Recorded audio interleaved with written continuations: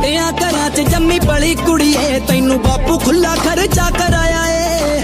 ਸਾਡੇ ਬਾਪੂ ਬੀਬਾ ਗਹਿਣੇ ਰੱਖ ਕੇ ਜ਼ਮੀਨਾਂ, ਬੜਾ ਔਖਾ ਕੁੜੀਏ ਪੜਾਇਆ ਏ।